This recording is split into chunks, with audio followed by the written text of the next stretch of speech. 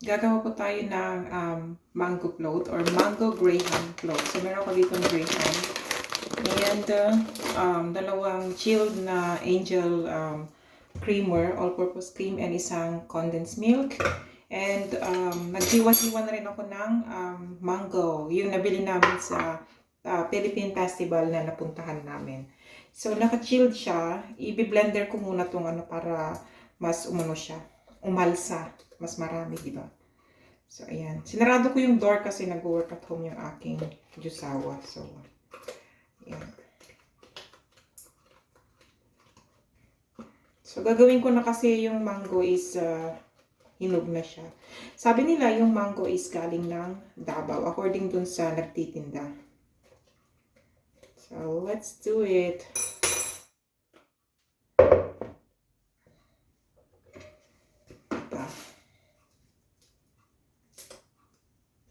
So, ayan. Matagal na tong graham sa amin. Nabili namin yan nung galing kami ng Pinas.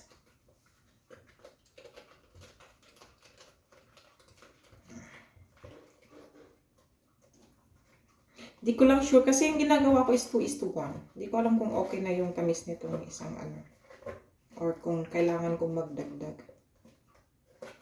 Matamis yung mango actually. Yan, and then ibibit ko lang po siya. So ganito yung texture niya kasi chilled.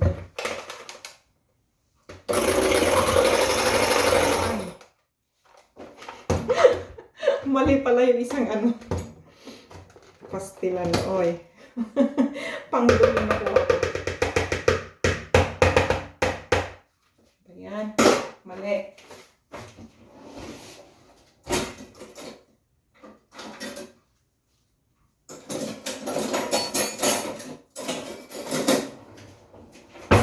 Mali yung aking nakuha.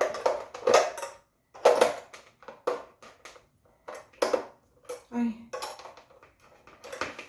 Kaya pala hindi mali pa yung pinasukan ng Ay.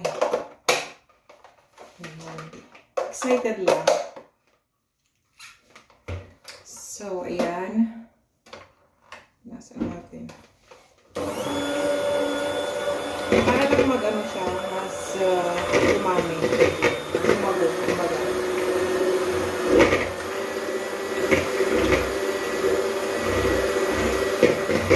Para mag-double yung size.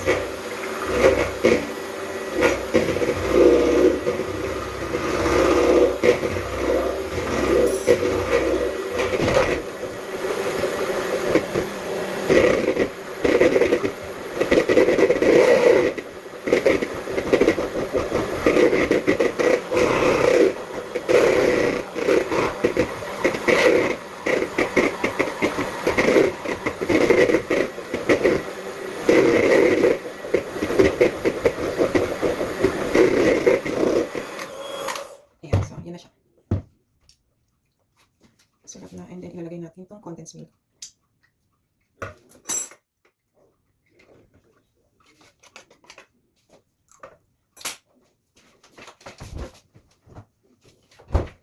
Dagdagan ko siya ng cream.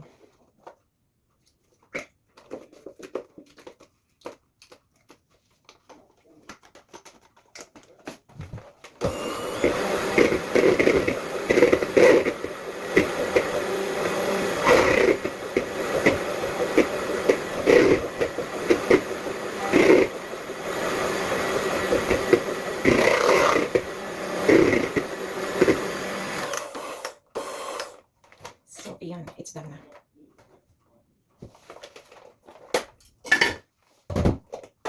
And then, lagyan natin yung condensed milk.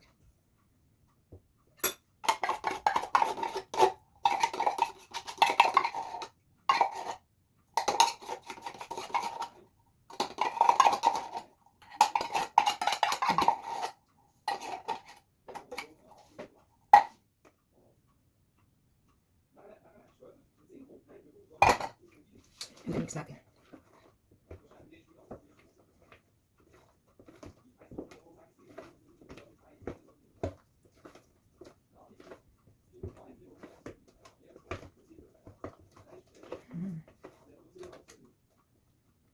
yung asawa ko mas gusto niya yung mango nilalagay kaysa sa fruit cocktail. And nag-try akong gumawa gamit ang yung condensed nila dito or yung condensed milk nila dito. Hindi ganun kasarap. Iba yung lasa niya kapag yung talagang sa atin. And okay. And then naggamit ako ng peach na canned, yung nakalata.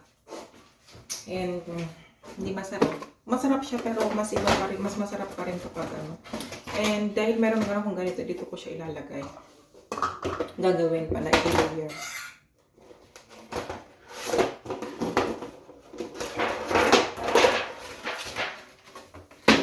And gagawin ko rin yung aking biyanan. Lagay ko lang siya sa maliit kasi hindi naman sila mahilig sa sweets. Para lang itry. So, first is maglagay tayo ng kaunti dito. I-ano natin siya. Para kapag kinuha mo yung is hindi siya dumikit. Yun ang sabi. Gaya-gaya lang din ako. Before di ka naman ginaganito. So, gaya-gaya lang din. Para kapag kinuha mo daw yung hindi siya didikit. Diba? Ayan. Kunti lang. Ganyan siya. And time to open this. So, 3 mangga ito. Tumututin ko mamaya yung mga buto. Ayan. So, let's do it. Lalayer na tayo.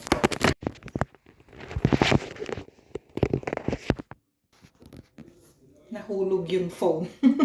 Sorry po. Nahulog yung phone. So, magla-layer na tayo. Ba yan? Nahulog yung phone.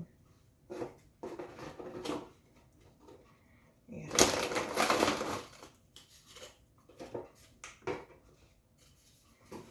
Sana lang. Ay! Nahuhulog yung aking mga So,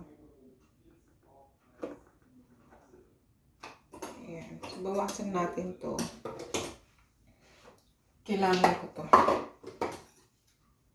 Paglalagyan ko muna ng ikakat ko.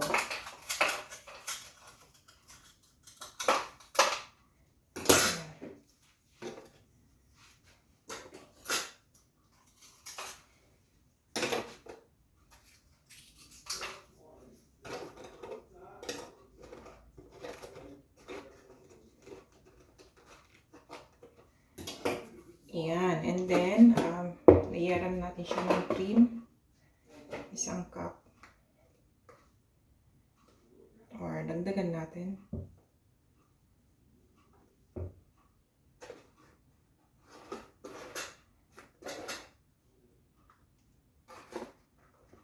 Madali lang naman gumawa nito, di ba? Maraming nakakagawa nito. Pero ito, isa sa favorito ng aking asawa. Ayan. And then, magla-layer tayo ng mango.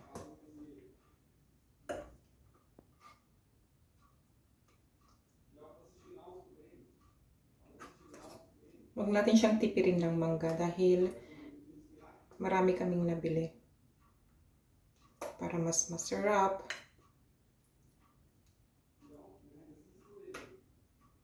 Diba?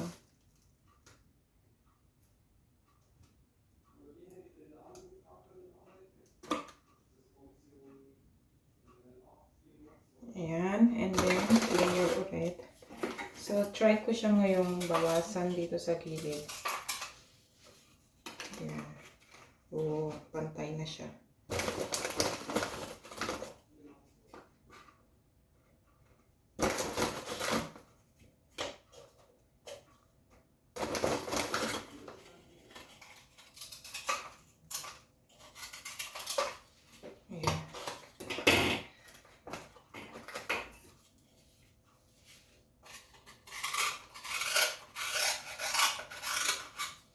Cut lang natin yung gilid.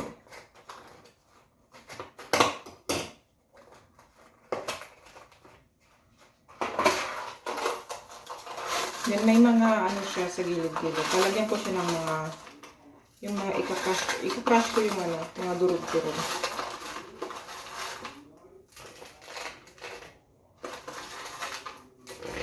Para i-fill yung mga gap-gap.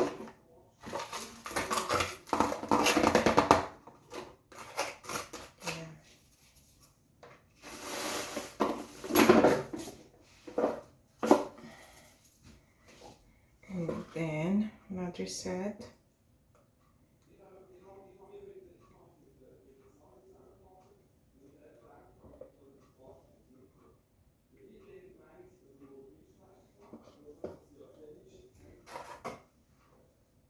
May kausap yung aking asawa sa telepono. Nag-work at home kasi siya.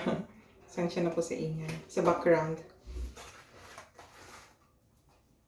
Siguro ano, mga katatlong layer ako neto, no? Hindi ko sure. Try ko. Ayan. And then the mango.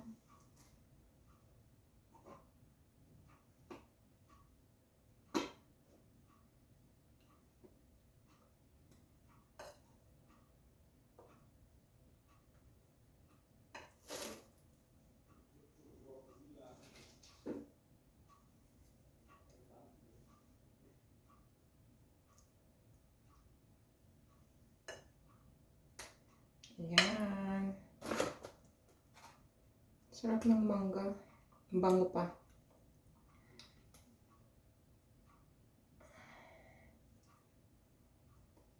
Ayan. And then another layer.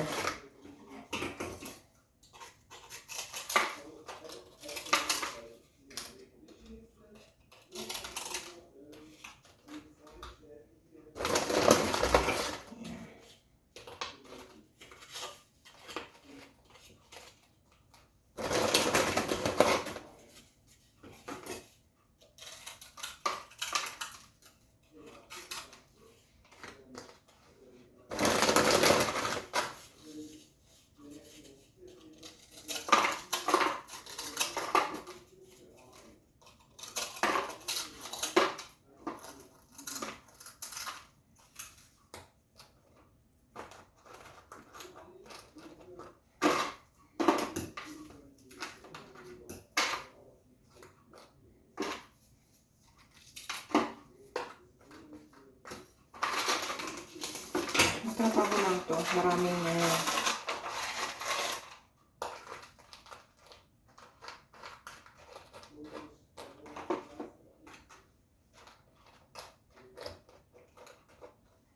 yan. So, makaka 3 layer tayo.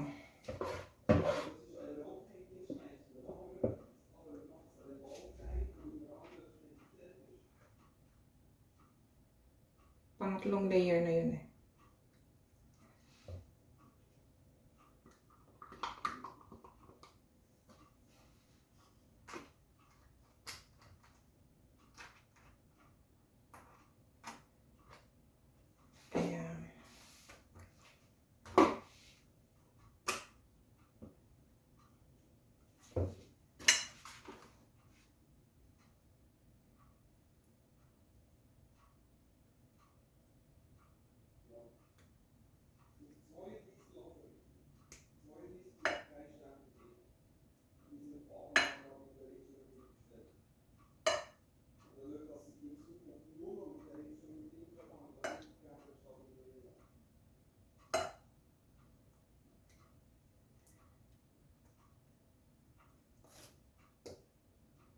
Damihan natin ng mangga.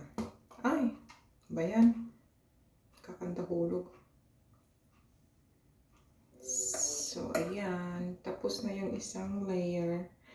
Tapos na. Tadan!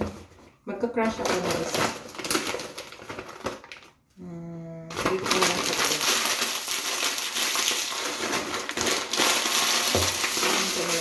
Para ilagay lang sa taas.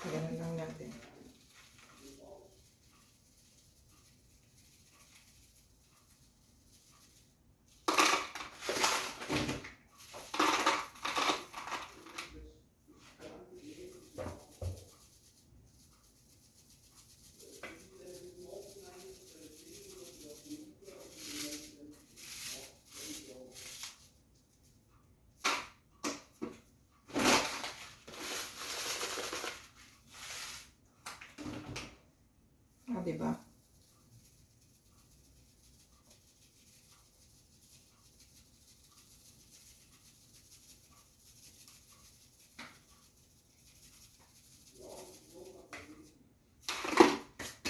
So, tapos na siya.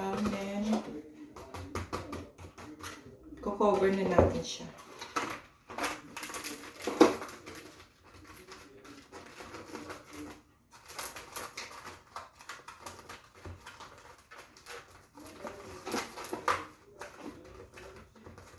So, tada! One down. Then, gagawa ko para sa kanyang mama.